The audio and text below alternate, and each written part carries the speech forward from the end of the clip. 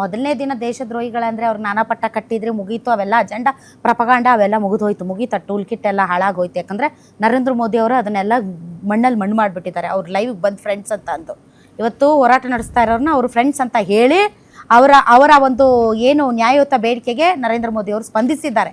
ಎಲ್ಲಾ ಬೇಡಿಕೆಗಳಿಗೂ ಅವ್ರು ರೆಡಿ ಇದ್ದಾರೆ. ಒಂದೇ ಒಂದು ಬೇಡಿಕೆ, ಧರ್ಮೇಂದ್ರ ಪ್ರಧಾನ್ ಅವರ ವಿಚಾರದಲ್ಲಿ ಮೀನಾ ಮೆಂಚ ಎಣಿಸ್ತಾ ಇದ್ದಾರೆ. ಸೊ ದಯವಿಟ್ಟು ನೀವುಗಳು ಕೂಡ ವಕ್ತಾರರು ನರೇಂದ್ರ ಮೋದಿ ಅವ್ರ ಲೈನ್ ಅಲ್ಲಿ ಮಾತಾಡಿದ್ರೆ ಬೆಟರ್. ಇವಾಗ 2016ರಲ್ಲಿ ನಮ್ಮ ಕಿಮ್ಮನೆ ರತ್ನಾಕರ್ ಅವರು ಕೆಮಿಸ್ಟ್ರಿ ಪೇಪರ್ ಲೀಕ್ ಆಯ್ತಲ್ಲ, ನೀವು ಇದರ ಬಗ್ಗೆ ಡಿಸ್ಕಸ್ ಮಾಡಿದೀರಾ ಬೇರೆ ಚಾನೆಲ್? ಏನಾಗಿತ್ತು? ಅವರು ಶಿಕ್ಷಣ ಸಚಿವರಿದ್ದಾಗ ಪಬ್ಲಿಕ್ ಟಿವಿಯಲ್ಲಿ ಇದ್ದೆ. ಕಿಮ್ಮನೆ ರತ್ನಾಕರ್ ಅವರ ವಿಚಾರದಲ್ಲಿ ನಾವಾಗ್ಲಿ ಅಥವಾ ರಂಗನಾಥ್ ಸರ್ ಆಗ್ಲಿ ಎಷ್ಟು ಮಟ್ಟಿಗೆ ಮಾತಾಡಿದೀವಿ ಅನ್ನೋದು ಇಡೀ ಕರ್ನಾಟಕ ಜನರಿಗೆ ಗೊತ್ತಿದೆ. ಹಾಗಾಗಿ ಮೇಡಮ್, ತಪ್ಪುಗಳು ಆದಾಗ ಅದು ಹೇಗ್ ಸರಿ ಮಾಡಬೇಕು, ಚರ್ಚೆಗೆ ಬನ್ನಿ. ದೇಶದ ವಿದ್ಯಾರ್ಥಿಗಳ ದೇಶದ ಒಂದು ಭವಿಷ್ಯ ಅಂತ ಹೇಳುವಾಗ್ಲೂ ಕೂಡ ಬೇರೆ ಮಾತಾಡ್ತಿದ್ರೆ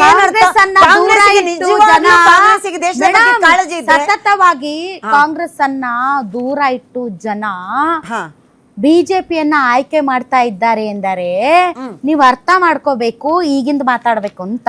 ಹಳೇದು ಮಾತಾಡಬಾರ್ದು. ಯಾಕಂದ್ರೆ ಅವರು ಸರಿ ಇರಲಿಲ್ಲ ಅಂತಾನೆ ನಿಮ್ಮನ್ನ ಆಯ್ಕೆ ಮಾಡಿದ್ರು. ಆಯ್ತು, ಮುಂದಕ್ಕೆ ಹೋಗೋಣ. 21% ವೋಟ್ ಇರುವಂತಹ ಕಾಂಗ್ರೆಸ್ ಯಾಕೆ ಅವರೊಬ್ಬರೇ ಪ್ರತಿಭಟನೆ ಮಾಡಬಾರ್ದು? ಅವ್ರಿಗೆ ಒಂದು 100 ಜನ ಸೇರ್ಸಕ್ಕೂ ಇಲ್ವಾ? ಅವರು ಅಲ್ಲ ಮಾಡ್ತಿದಾರಲ್ಲ ರಾಜಕೀಯ ಅಂತ. ಯಾರು ಮಾಡ್ತಿದ್ದಾರೆ ಅವ್ರಿಗೆ ನೋಡಿ, ರಾಜಕೀಯ ಅಂತಿದ್ರಿ. ಅವ್ರು ಮಾಡಿದ್ರೆ ಒಂದು, ಮಾಡ್ಲಿಲ್ಲ ಅಂದ್ರ ಒಂದು, ಮಾಡಿದ್ರೆ ರಾಜಕೀಯ ಅಂತೀರಿ, ಮಾಡ್ಲಿಲ್ಲ ಅಂತಂದ್ರೆ ರಾಹುಲ್ ಗಾಂಧಿ ಎಲ್ಲಿದಾರ ಅಂತೀರಿ. ನೀವು ಮಾತಾಡಲ್ಲ ಬಿಡ್ರಿ.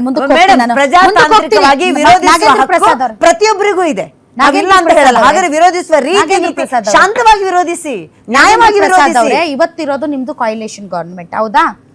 ನೀವು ಕೂಡ JDS ಕೂಡ ಮೋದಿ ಅವರು ಪ್ರಧಾನಿ ಆಗೋದಕ್ಕೆ ನಿಮ್ಮ ಕೊಡುಗೆ ಇದೆ ಸರ್.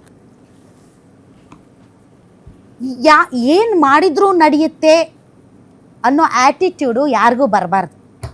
ಇವತ್ತೇನೋ ತಪ್ಪಾಗ್ತಾ ಇದೆ ಅಂತಂದ್ರೆ ಮಿತ್ರ ಪಕ್ಷಗಳು ಒಂದ್ಸಲ ಬೆನ್ಮೂಳೆ ಇರಬೇಕು ಪ್ರಶ್ನೆ ಮಾಡೋದಕ್ಕೆ. ಅವ್ರು ಕರೆದು ಎಲ್ಲಾ ಸಂಸದರದ್ದು ಮಂಗಳ ಮಿಲನ್ ಮಾಡ್ತೀವಿ ಅಂದಾಗ ಹೋಗಿ ಹಲ್ಕಿಸ್ಕೊಂಡು ಅವ್ರು ಹೇಳಿದ್ದೆಲ್ಲ ಕೇಳ್ಕೊಂಡು ಅವ್ರು ಕೊಟ್ಟ ಪ್ರವಚನ ಕೇಳಿ ಹೊರಗಡೆ ಬಂದು ಆ ಸ್ಕ್ರಿಪ್ಟ್ ಯಥಾವತ್ತನ್ನ ಅರ್ಪಿಸೋದಿದೆಯಲ್ಲ ಸರ್, ಅದು ಬೆನ್ನುಮೂಳೆ ಇರೋ ಮಿತ್ರ ಪಕ್ಷಗಳ ಕಾರ್ಯವೈಖರಿ ಅಲ್ಲ. ಖಂಡಿತ ಈ ದೇಶದ ಭಾವಿ ಒಂದು ಭಾರತದ ಭವ್ಯ ಭಾರತದ ಒಂದು ಕುಮಾರಸ್ವಾಮಿ ಅವರ ಹೇಳಿಕೆಗೂ ಕೂಡ ಐ ಆಮ್ ವೆರಿ ಅಪ್ಸೆಟ್. ಅವರು ವಿದ್ಯಾರ್ಥಿಗಳ ಪರವಾಗಿ ಮಾತಾಡಬೇಕಾಗಿತ್ತು ಇವತ್ತು. ಖಂಡಿತ ಮಾತಾಡಿದ್ದಾರೆ ಮೇಡಮ್. ಏನಂತ ಮಾತಾಡಿದ್ದಾರೆ? ಖಂಡಿತ ಹೇಳ್ತಿದ್ದೀನಿ, ಅದನ್ನೇ ಹೇಳ್ತಿದ್ದೀನಿ. ಮೊದಲನೇದಾಗಿ ತಾವು ಕೇಳಿರ್ತಕ್ಕಂಥ ಪ್ರಶ್ನೆಗೆ ನಾನು ಉತ್ತರ ಕೊಡ್ತಾ ಇದ್ದೀನಿ. ನಮ್ಮ ಏನು ಭವ್ಯ ಭಾರತ ಇವತ್ತು ಅತಿ ದೊಡ್ಡ ಮಟ್ಟದಲ್ಲಿ ಉನ್ನತ ಮಟ್ಟಕ್ಕೆ ವಿಶ್ವ ಮಟ್ಟದಲ್ಲಿ ಒಂದು ಹೆಸರು ಮಾಡ್ತಾ ಇದೆ.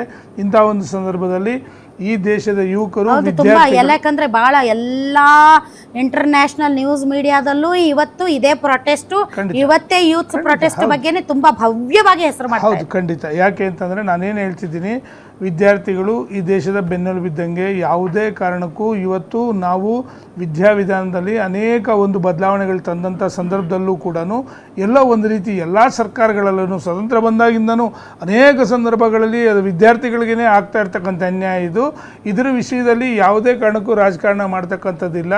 ನೋಡಿ, ಕಳೆದ 10 ವರ್ಷಗಳಲ್ಲಿ ಸರಿಸುಮಾರು 152 ಬಾರಿ ಪೇಪರ್ ಲೀಕ್ ಆಗಿದೆ ಅಂತಕ್ಕಂಥದ್ದು ನೋಡಿದ್ರೆ ಇಲ್ಲೆಲ್ಲ ಒಂದು ರೀತಿ ಒಂದು ಗ್ಯಾಂಗ್ಗಳು ಅವರು ಸ್ಪಷ್ಟವಾಗಿ ಅವ್ರದ್ದೇ ಆದಂಥ ಒಂದು ಸ್ಥಾನವನ್ನು ಪಡ್ಕೊಂಡು ಅಲ್ಲಿ ಈ ಒಂದು ಕೆಲಸಗಳನ್ನು ಮಾಡಿಕೊಂಡು ಅವರ ಸ್ವಲಾಭಕ್ಕಾಗಿ ಮತ್ತು ಈ ದೇಶದ ವಿದ್ಯಾರ್ಥಿಗಳ ಭವಿಷ್ಯವನ್ನು ಹಾಳು ಮಾಡೋದಕ್ಕೆ ಮಾಡ್ತಾ ಇರ್ತಕ್ಕಂಥ ಪ್ರಯತ್ನ ಖಂಡನೀಯ. ಇದು ಯಾವುದೇ ಕಾರಣಕ್ಕೂ ಇದರ ಸಮರ್ಥಿಸಿಕೊಳ್ತಕ್ಕಂಥ ಪ್ರಶ್ನೆನೇ ಇಲ್ಲ. ಮೊನ್ನೆ ನೀಟು ನಡೆದಂಥ ಸಂದರ್ಭದಲ್ಲಿ ಯಾವೊಂದು ಪರಿಚಯ ಚೌಕಿದಾರ್ ಇರುವಾಗ ಯಾಕೆ ಹಂಗಾಗತ್ತೆ ಸರ್? ಹೌದು ಮೇಡಮ್, ಅದನ್ನೇ ಹೇಳ್ತಾ ಇದ್ದೀನಿ. ಚೌಕಿದಾರ್ ನಾ ಕಾವುಂಗ ನಾ ಖಾನೆ ದುಂಗ, ನಾ ಕಾವುಂಗ, ಓಕೆ ವಿ ಡು ಅಗ್ರಿ.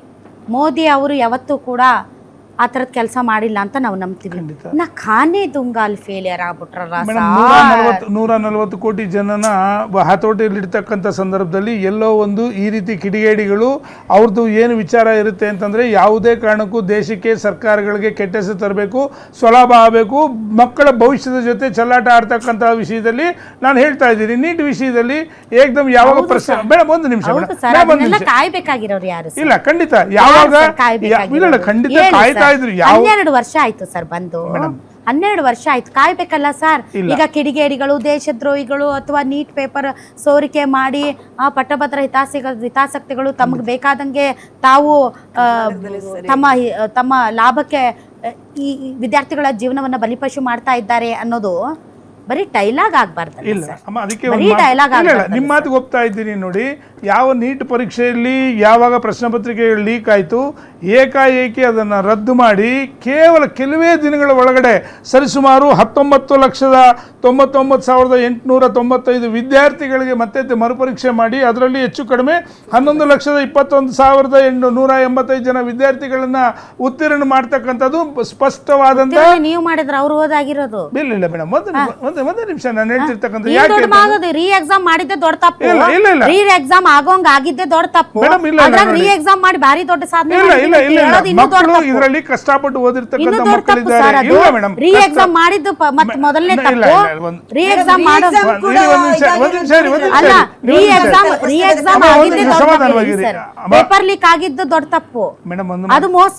ಮತ್ತೆ ನಾವು ಪೇಪರ್ ಲೀಕ್ ಆದ್ಮೇಲೂ ರೀ ಎಕ್ಸಾಮ್ ಮಾಡಿದೀವಿ ದೊಡ್ಡ ಸಾಧನೆ ಅಂತ ಹೇಳೋದಿದೆಯಲ್ಲ, ಅದು ಮಹಾನ್ ದೊಡ್ಡ ತಪ್ಪು. ಇಲ್ಲ ದೊಡ್ಡ ಸಾಧನೆ ಅಂತಕ್ಕಂಥದ್ದು ಹೇಳ್ತಾ ಇಲ್ಲ. ಮಕ್ಕಳಿಗೆ ನ್ಯಾಯ ಸಿಗಬೇಕು ಅಂತಕ್ಕಂಥದ್ದು ಇಮಿಡಿಯೇಟ್ ಆಗಿ ಯಾರು ಇದರಲ್ಲಿ ಭಾಗಿಯಾಗಿದ್ರು ಅವ್ರನ್ನೆಲ್ಲ ತಗೊಂಡ್ಬಂದ್ಬಿಟ್ಟು ಇಮಿಡಿಯೇಟ್ ಆಗಿ ಅವ್ರನ್ನೆಲ್ಲ ಅರೆಸ್ಟ್ ಮಾಡಿ ಅದನ್ನ CBI ಕೊಟ್ಟು ಕೇಸ್ ಇನ್ವೆಸ್ಟಿಗೇಷನ್ ನಡೀತಾ ಇದೆ. ಇಲ್ಲಿ ಯಾವ ಒಂದು ಪ್ರೊಟೆಸ್ಟ್ ನಡೀತಾ ಇತ್ತು, ಇಂಥ ಒಂದು ಸಂದರ್ಭದಲ್ಲಿ ಅವ್ರು ಕೆಲವು ಬೇಡಿಕೆಗಳನ್ನ ಇಟ್ಟಿದ್ರು. ಯಾಕೆ ಅಂತಂದ್ರೆ ವಿದ್ಯಾವಿಧಾನದಲ್ಲಿ ಕೆಲವು ಬದಲಾವಣೆಗಳು ತರಲೇಬೇಕು. ಎಲ್ಲಿವರೆಗೂ ಹಿಂಗೆ ನೋಡ್ಕೊಂಡಿರೋಣ, ಹಾಗಾದ್ರೆ ಮಕ್ಕಳ ಭವಿಷ್ಯದ ಜೊತೆ ನಾವು ಹಿಂಗೆ ಚೆಲ್ಲಾಟ ಆಡೋದಕ್ಕೆ ಸಾಧ್ಯನೇ ಇಲ್ಲ ಅಂತಕ್ಕಂಥ ಸಂದರ್ಭದಲ್ಲಿ ಇಮಿಡಿಯೇಟ್ ಆಗಿ ಕೇಂದ್ರ ಸರ್ಕಾರ ಕೂಡ ನಿಯಮ 267 ಅಡಿ